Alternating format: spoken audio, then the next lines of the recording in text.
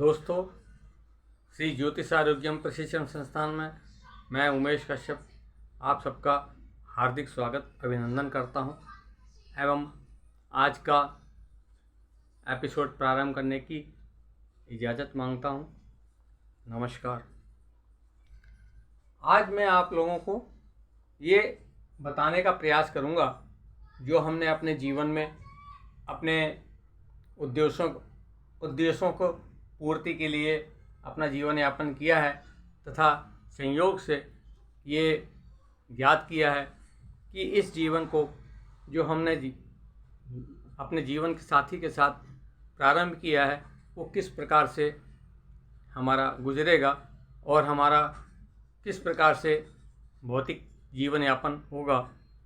वैसे तो हमें सर्वविदित है कि हमें जो भी जीवन मिला है और जो जीवन साथी मिलेगा या मिला हुआ है वो पूर्व जन्म के कर्मों के अनुसार प्रारब्ध के अनुसार ही अपना जीवन यापन करते हुए अपने भोगों को भोगते हुए पिछले जन्म से इस जन्म में हम आए हैं और जो बचे हुए कर्म हैं, कर्म भोग हैं, कर्म बंधन हैं, उसको निभाकर अंततः मोक्ष की प्राप्ति या ईश्वर की प्राप्ति करने के लिए बाध्य हूँ।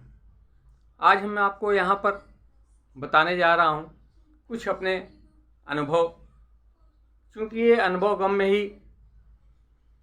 विषय है जो हमने अपने जीवन में इस 68-69 साल की उम्र में प्राप्त किया है और पिछले ज्योतिषी अनुभव से और जो अपने ज्योतिषी ज्ञान से हमने जो अपने क्रियाकलापों द्वारा या अपने दोस्तों यारों के साथ और भी जीवन यापन करने वाले इस भौतिक प्राणियों के साथ हमने जो ज्ञान अध्ययन किया है वो आपके साथ सम्मुख चर्चा करूँगा।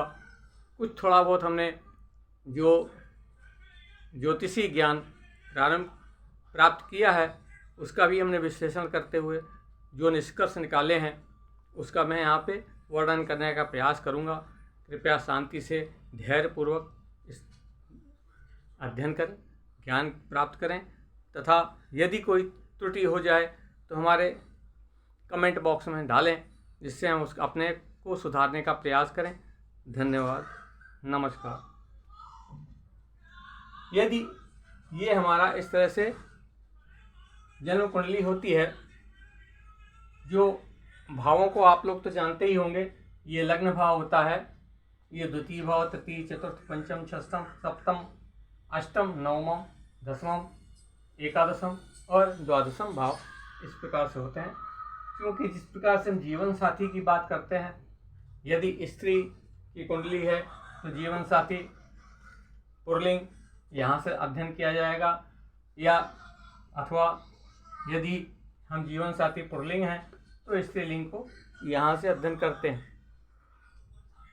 पहला हमारा सूत्र होगा, हम यहाँ पर आपको अपने 5 सूत्रों का अध्ययन कराने का प्रयास करेंगे जो आपको ज्ञात कराएंगे कि हम किस तरह से उसको, साथ में मैं ये भी बताऊंगा कि क्या उपाय करें जिससे अपना जीवन साथी का आयु कहें या उसका मिलन अपने साथ रखें तो हम उसके हिसाब से प्रेम क्रियाकलाप का सहयोग मिलेगा।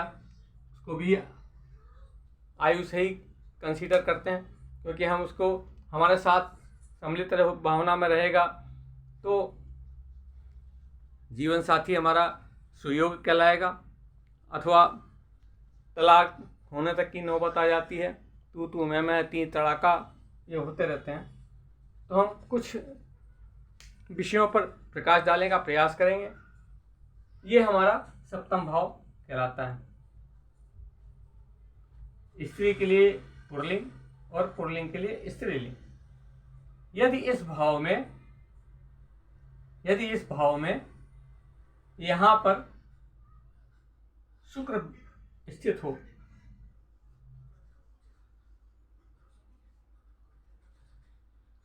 हो और साथ में इस भाव की राशि अष्टम, मतलब वृश्चिक राशि हो। तो ये पहला हमारा सूत्र है।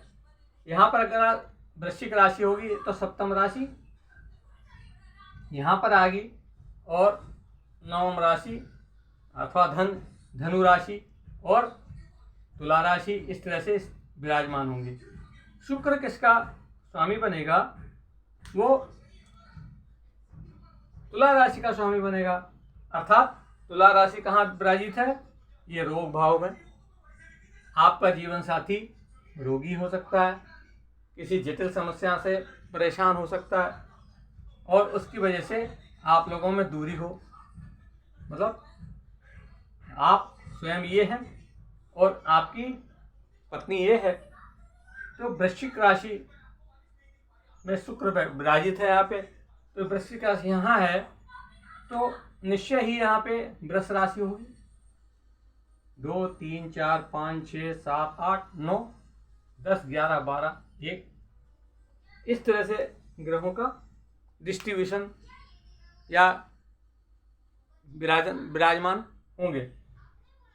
तो चूंकि आपकी पत्नी जो शुक्र है यहाँ का छठे भाव का स्वामी बनकर 7वें भाव में बैठे हुए हैं, तो ये आपके बीमारी सीवियर बीमार होने की वजह से या क्रॉनिक डिसीज होने की वजह से आपसे विमुख रह सकती है। आइए दूसरे योग की तरफ चलते हैं। दूसरा योग क्या कहता है उसका भी हम अपनी भाषा में अध्ययन करके आपको बताने का प्रयास करते हैं। दूसरा योग हम आपको टोटल 5 योग बताएंगे जो हमने अभी तक अनुभव किए हैं, क्योंकि ये अनुभव का विषय है, अतः आप समझें। अगर सप्तम भाव, क्योंकि हम किसकी बात करें? जीवन साथी। जीवन साथी सप्तम भाव से इंडिकेट करता है, इंगित करता है। सप्तम भाव में यदि बुध स्थित हो, अब देखिए ज्योतिष की भाषा में ये कहा जाता है शुभ ग्रह यदि सप्तम भाव में हो तो शुभ परिणाम मिलता है। मगर यहाँ देखिए किस तरह के परिणाम मिल रहे हैं। और शुभ बुध विराजित हो और हमारा लग्न हो वृश्चिक लग्न, तो वृश्चिक लग्न यहाँ पर होगा तो निश्चित है कि वृष राशि यहाँ बनेगी। वृष राशि में बुध बैठेगा। ये बुध 2 3 यहाँ पर 1 होगा। मेष राशि, वृश्चिक राशि यहाँ पर आएगी, मेष राशि यहाँ आएगी मिथुन राशि। मिथुन राशि का स्वामी मतलब अष्टम भाव का स्वामी बनकर सप्तम में बैठा है, जो निश्चय ही आपकी जीवन साथी की आयु का निर्धारण करता है, जो आयु को छीन कर सकता है, निश्चय ही छीन करेगा, क्योंकि ये मृत्यु भाव का स्वामी है, आयुष भाव का स्वामी है। अब आयु का निर्धारण किस तरह से करेंगे वो मैं आपको अपने दिमाग से बताऊंगा। ये निश्चय है कि आपके और आपके जीवन साथी के साथ मतभेद अवश्य होंगे और मतभेद के कारण दूरियां भी बन गई होंगी या बन जाएंगी। आइए हम तीसरे योग का अध्ययन करने का प्रयास करेंगे। कृपया ध्यान से समझें और अपने जीवन में भी अपना के देखें कि हमारे साथ ऐसी कोई घटना हो रही कि नहीं। तीसरा योग हमारा क्या कहता है कि यदि मकर राशि में, हम यहाँ बताएंगे सप्तम राशि मकर राशि में है और यहाँ पर गुरु स्थित हो,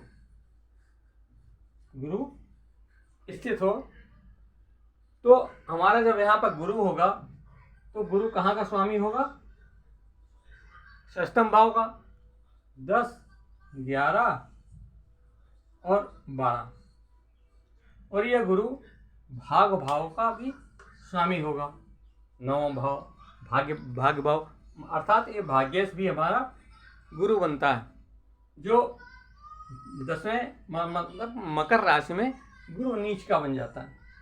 ये नीच होने की वजह से हमको इस प्रकार से प्रभावित करेगा कि हमारा जीवन साथी हमारे साथ आयु मतलब हमारे जीवन साथी की हमसे मिलाप की आयु कम हो जाएगी या डिस्टरबेंस होगा, डिस्टरबेंस क्रिएट करेगा। अब ये गुरु चूंकि शुभ राशि में है तो ये भी देखा जाता है कि इसमें किस प्रकार का योग बन रहा। अगर इसमें शुभ योग बन जाएगा, मान लीजिए शुभ कर्तरी में अगर आ गया, यहाँ इस समय यहाँ पर शुक्र हो जाए और यहाँ पर बुध आ जाए तो ये बीच में शुभ कर्तरी बन गया। इस तरह से ये शुभ कर्तरी योग बनने पे इसके असर थोड़े कम हो जाएंगे, मगर असर जरूर होगा। अथवा इसमें और एक कोई शुभ योग बन सकता है। वो कौन सा हो सकता है? मान लीजिए यहाँ पर शनि हो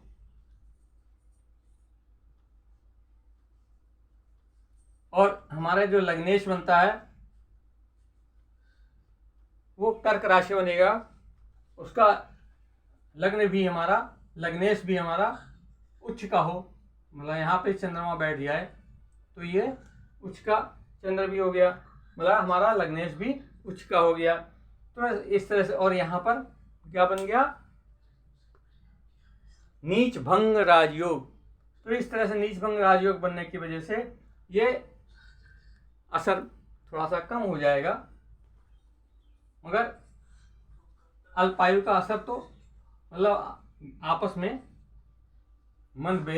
मतभेद और मनमुटाव होने की संभावना तो बनी ही रहेगी, चाहे कुछ समय के लिए हो। आइए हम अगला योग, चौथा योग बताने का प्रयास करेंगे, जो आप ध्यान से सुने। यदि यहाँ मीन राशि बन रही हो, सप्तम भाव में क्या बन रहा हो? मीन राशि। तो मीन राशि कैसे बनेगी? यहाँ जब कन्या राशि होगी 6, 7, 8, 9, 10, 11, 12, मतलब कन्या राशि होगी तो यहाँ मीन राशि बनेगी। और मीन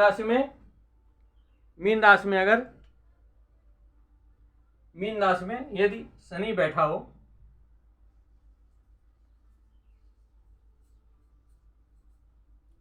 शनि कहाँ का स्वामी होगा?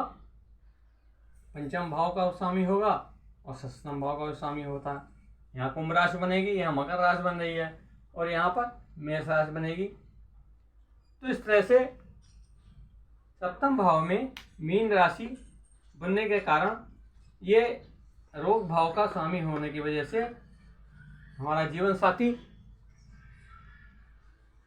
परेशानियों से ग्रस्त होगा।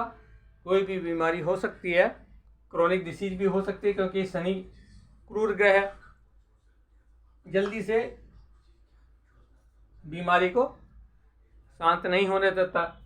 और शनि की यहाँ पे उपस्थित होने की वजह से जो जीवन साथी में चिड़चिड़ापन उत्पन्न होने लगता है और साथ में बीमारियों की वजह से चिड़चिड़ापन हो जाता है, और वो चिड़चिड़ेपन की वजह से उसकी अल्पायु, मतलब प्यार मोहब्बत की आयु जो होती है वो ग्रसित हो जाती है। आइए पांचवें योग की तरफ चलते हैं। पांचवा योग हमारा क्या कहता है वो हम समझने का प्रयास करते हैं। मान लीजिए ये हमारा मेष लग्न है। मेष लग्न होने की वजह से ये यहाँ पर मेष, वृषभ, मिथुन, कर्क, सिंह, कन्या, तुल, 1, 2, 3, 4, 5, 6, 7, ये तुला राशि आएगी। यहाँ पर तुला राशि आएगी और यहाँ पे वृश्चिक राशि आएगी। अब तुला राशि का स्वामी कौन होता है? शुक्र हो, और वृश्चिक राशि का स्वामी मंगल। इस तरह से परिवर्तन योग यदि बन जाता है तो भी हमारे जीवन साथी की उम्र अल्पायु हम इसको कह सकते हैं। सॉरी, अष्टम भाव का स्वामी सप्तम भाव में है और सप्तम भाव का स्वामी अष्टम भाव में। इस प्रकार से अष्टमेश जो है सप्तम भाव में है और सप्तमेश अष्टम भाव में। इस प्रकार से जो परिवर्तन योग बनता है ये भी कष्टकारी होता है और हमारे जीवन साथी को अल्पायु प्रदान करता है। अब इसका संभावित जो उपाय है वो एक ही मैं आपको बता सकता हूँ। अपने शयन कक्ष में जहाँ पर हम लोग बिस्तर लगाते हैं, सोते हैं, कोशिश करें वो शयन कक्ष हमारा दक्षिण दिशा की तरफ हो और वहाँ पर राधा कृष्ण की कोई तस्वीर स्थापित कर दें तथा साथ में कम से कम 11 मोर पंखी भी वहाँ पर स्थापित कर दें। ये काम शुक्रवार के दिन करें तो उचित होगा और ईश्वर आपको कल्याण करेगा, ईश्वर आपको सद्बुद्धि देगा और जीवन साथी की उम्र को वृद्धि प्रदान करेगा। नमस्कार, आज इतना ही। धन्यवाद, आपने मेरा पूरा एपिसोड देखा। बहुत बहुत धन्यवाद। नमस्कार। ओम नमः शिवाय।